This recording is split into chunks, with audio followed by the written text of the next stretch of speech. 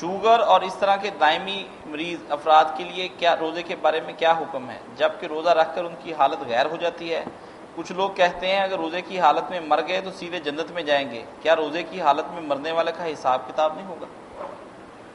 روزے کی حالت میں آدمی تکلیف میں ہو اور پھر وہ نہ کھولے اور مر جائے نا، ڈائریکٹ دوزخ میں جاتا سیدھا،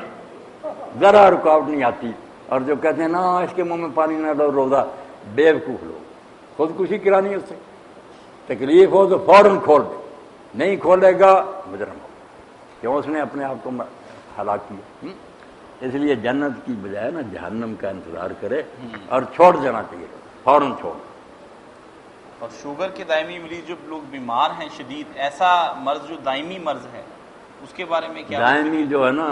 مرض والے انہیں چاہیے ڈاکٹروں سے مشورہ کریں، جو دیندار ڈاکٹر ہیں ان سے پوچھیں کہ اگر تو نقصان ہونے کا اندیشہ کہ بہت بڑھ جائے گی پھر کریں، ورنہ تھوڑی بہت تو تکلیف ہے نا برداشت بھی کریں، اس طرح ہمت نہ ہاریں۔ اکثر عورتیں روزہ بہلانے کی خاطر بازاروں حضرت میں ابو طلحہ انصاری جو تھے نا، حضرت انس کے والد ہی ہیں، دوسرے حضرت السلام کے والد، یہ جہاد میں حضور کے زمانے میں اور خلفاء کے لگے رہے، مگر بعد میں انہوں نے سوچا کہ یار ہم جہادوں میں لگے رہے، اب جہاد کرنے والے بہت ہو گئے، مجھے یہ کمی پوری کرنی، تو دیکھ لیں 30 سال انہوں نے پھر روزے نہیں چھوڑے، 30 سال بڑھاپے میں روزے رکھے، سوائے حرام دنوں کے، 5 دن حرام میں، 2 عیدیں اور 3 دن بڑی عید کے بعد ایام میں جو ہے تشریق روزے۔ اللہ، اور پھر وقت آیا کہ ایک دن قرآن شریف پڑھ رہے تھے، ایمان تازہ کرنے کے لیے ہم پڑھتے ہیں نا، ہم تو ہمتیں ہار گئے، کوئی نہیں ہمارا اسلام۔ بڑھاپے میں جب ایک آیت پڑھی ہیں پھر وہ خطاب ہوا اس کا کہ تم ہلکے ہو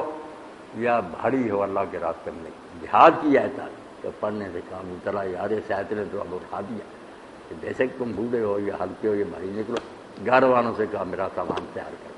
انہوں نے بتیرا کہا کہ اللہ نے معافی، انہوں نے کہا نہیں یہ آیت ٹکنے نہیں دے، چلے گئے، بحری سفر تھا،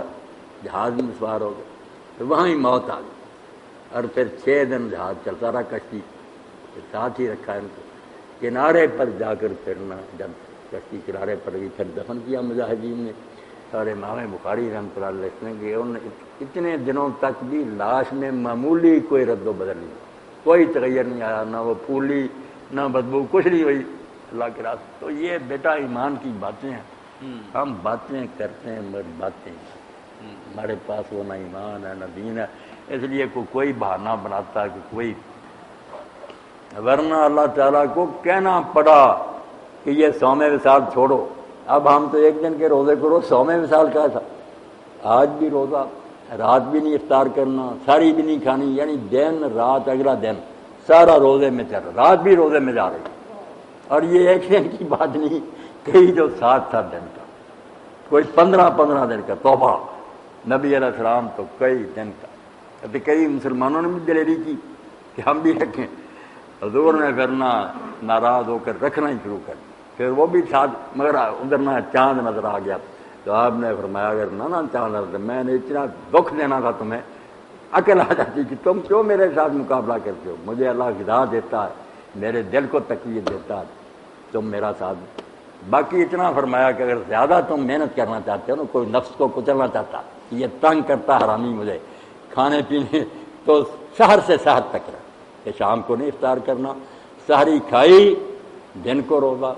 رات کو روزہ، پھر جا ساری کے، اور میں 8 پیر کا کر لو، یہ تھی صحیح بخاری کی۔ اس لیے جو کہتے ہیں 8 پیرا روزہ حرام ہے، وہ بھی بیوقوف، حرام کوئی نہیں، صرف ہمیں رعایت ہے کہ تم نہیں رکھ سکتے، ورنہ فل یواصل الی السحر، سحر سے لے کر سحر تک کر لے، بڑی ہمت۔ نفس بیچارہ کچلا جاتا،